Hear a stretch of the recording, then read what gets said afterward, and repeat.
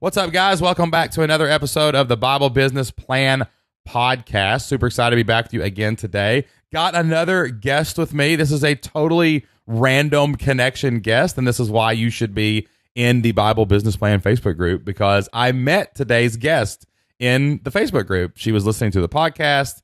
I think she knew about our Flipped Lifestyle brand, and we connected, and she told us her business name in the community, and it was Sweet Tea Social Marketing. And I'm like, this person's my jam. This person gets my vibe. So I want to welcome on the show today, Heather Heuman.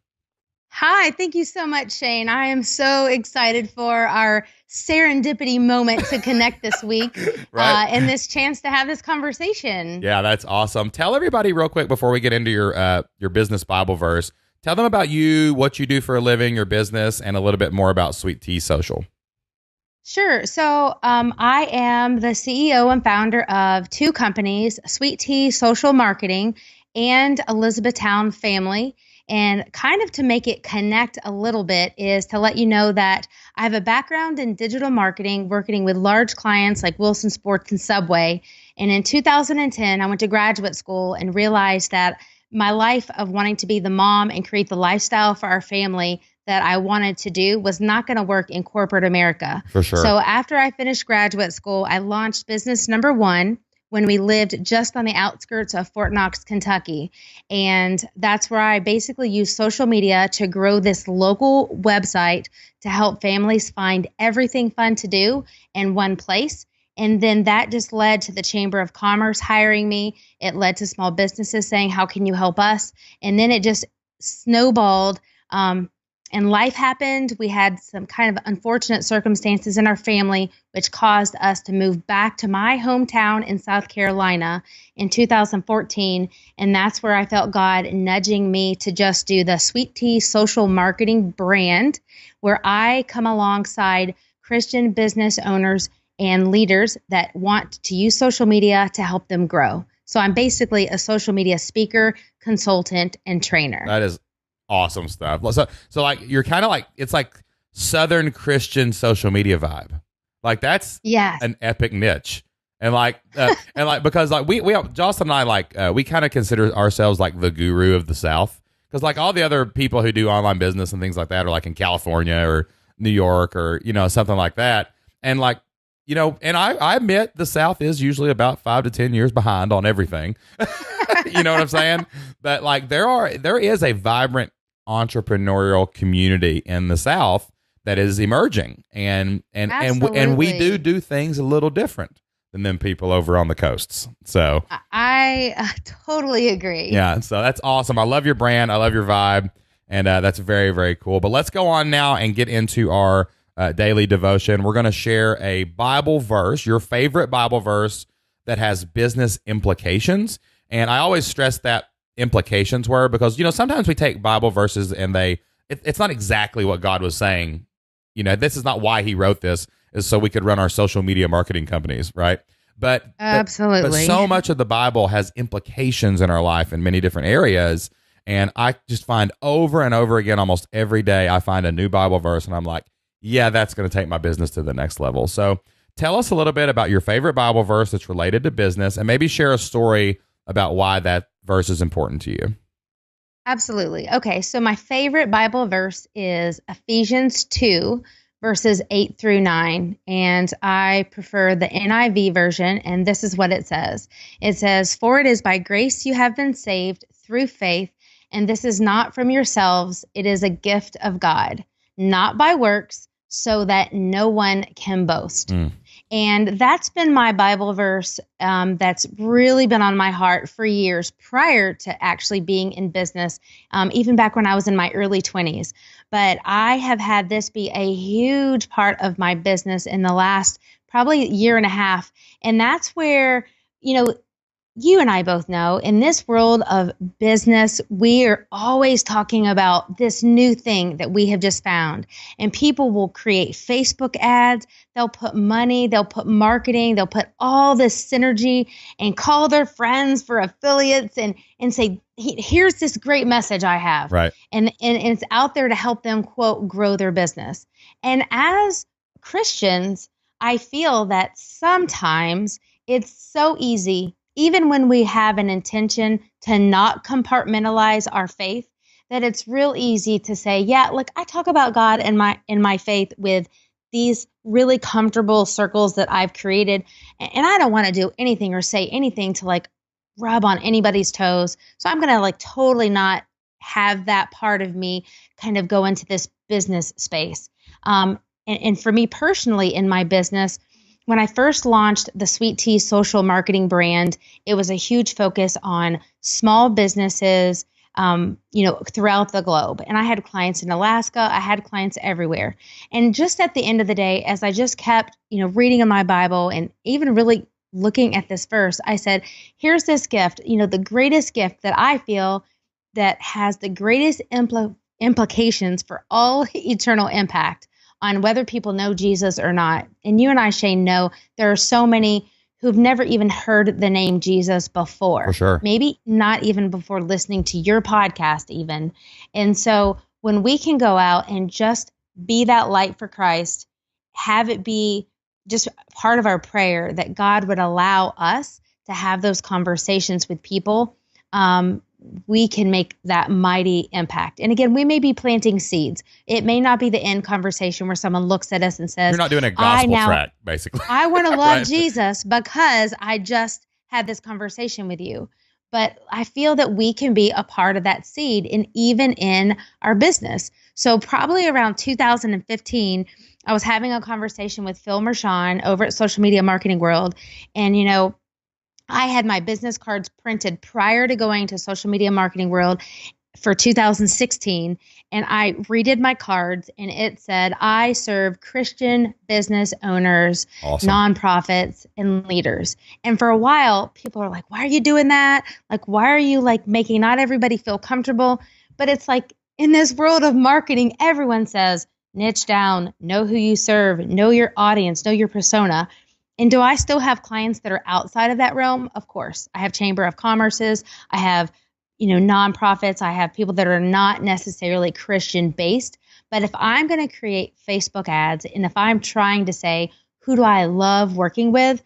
I love working with like-minded people because it helps me even more so be able to help them with their mission in their business. Yeah. So it really helped me say, I'm going to just ignore the noise that says maybe I'm making the wrong decision in saying that's who I love serving. And I'm just going to boldly go there and just pray for even more opportunities to just spread the light for Jesus. Yeah, I love isn't it amazing? Like everyone tells you to niche down until you're like, yeah, I'm going to niche down with Jesus. And they're like, no, don't do that. You can't do that niche down. You don't do that. Don't go there because like, it's like I guess you freak people out, but like it does set the tone for who you should be working with and what kind of message. Because what if some company comes up to you and they're wanting you to do something racy or something that's not good in their ads or something? You're like, yeah, I can't do that. And then they don't get it. They don't understand, right.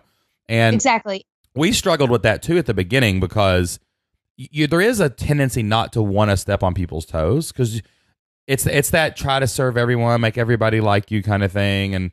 But when we were actually having a conversation in the car, me and Jocelyn one time, we were like, we had two questions. What are we doing to differentiate ourselves, right? And then how should we differentiate ourselves? And we basically were like, well, what is supposed to be the thing that makes us the most different? It's supposed to be Jesus. That's what it's supposed to be.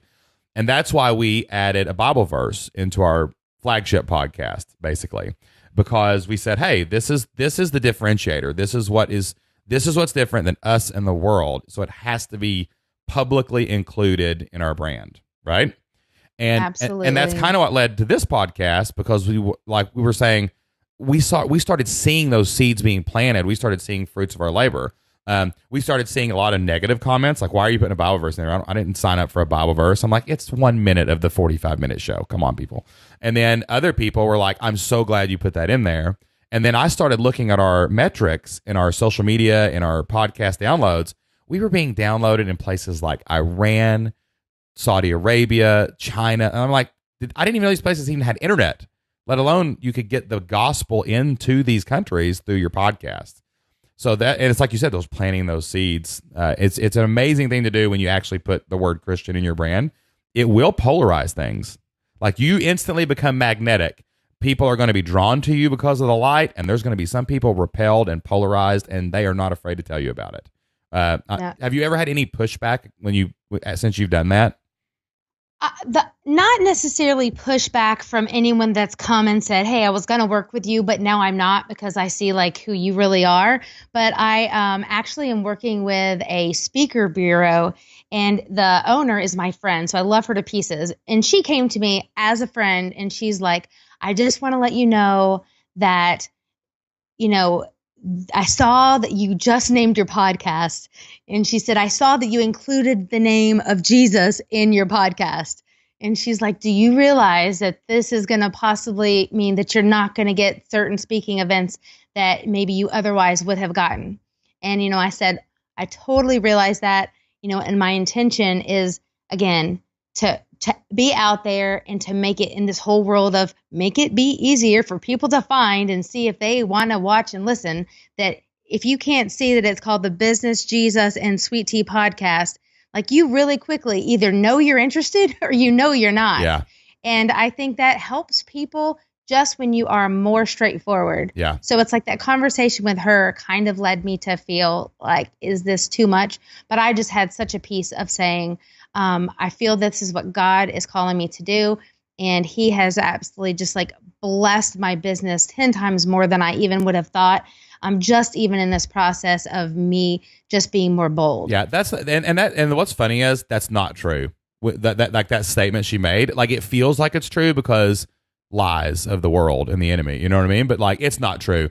In fact, without getting into too many specifics, we find that more people who are non-Christians are flocking to our brand because they're drawn to the light. They're drawn to what you're doing because you're overtly saying it. There's nothing hidden there.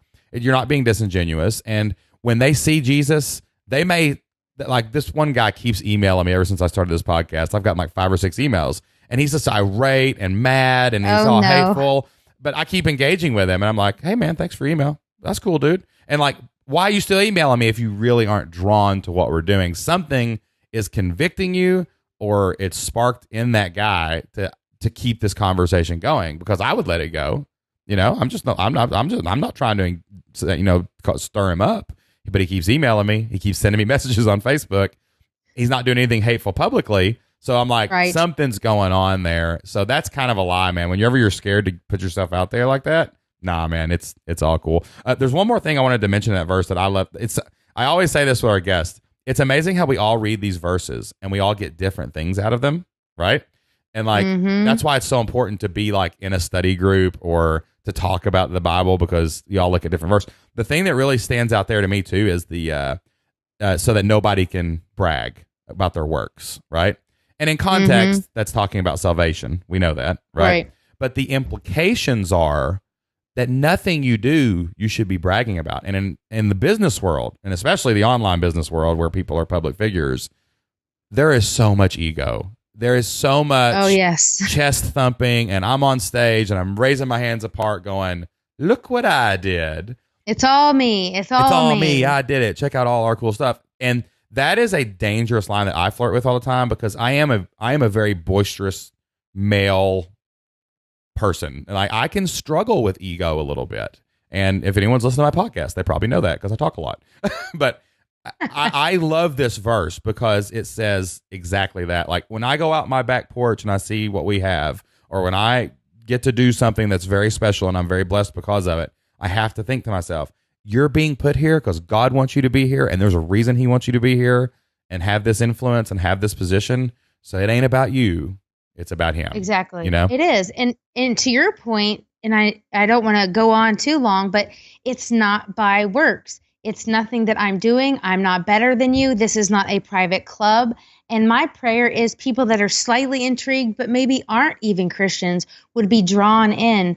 And like I said, this is a gift for you and for me. And, my prayer is that God would just use this as an opportunity for me to just serve just by being obedient. Awesome. That's great stuff. Well, thank you so much for sharing that verse with us. And if you could just go ahead and share with everybody where they can find you, where they can connect with you on social media and things like that. Sure. So my last name is a little crazy to spell. It's pronounced Hyman. So the best thing to do is to tell you to go to my website, which is sweetteasocialmarketing.com. And you'll be able to see all of my social icons there across the top. I spend a lot of time on Facebook, Twitter, and LinkedIn, and would love to let people to know that we have just launched as of June 13th, 2017, our new podcast. So the Business, Jesus, and Sweet Tea podcast. As Shane very well knows, we would love for you to come and subscribe on iTunes. I will be subscribing as soon as we get off this call. That is awesome. I'm going to download a few to take with me on my Disney cruise. I'll check. Awesome. I'll check that out. Okay. Well, thank you so much for sharing today. What a great conversation. And also remember, you can totally connect with Heather in the Bible Business Plan Facebook group. It's free. Yes, Go join, and I'll add you today. Okay. All right. Thank you so much, Heather. Thank you so much, Shane. Bye.